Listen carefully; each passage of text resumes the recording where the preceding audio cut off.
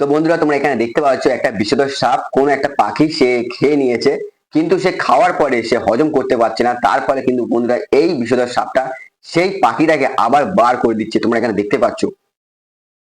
তো এখানে দেখো কিভাবে বার করে দিচ্ছে, সে সেই খাবারটাকে আবার মুখ থেকে তোমরা দেখতে পাচ্ছ ধীরে ধীরে কিন্তু সে বার করে দিচ্ছে। সে হজম করতে পারছে না বলে তার ফলে কিন্তু বন্ধুরা এই বিষধর কোবরা সাপটা, ঠিক আছে, কোবরা সাপটা সে আবার বার করে দিচ্ছে। তো দেখতে পাচ্ছ এখানটা,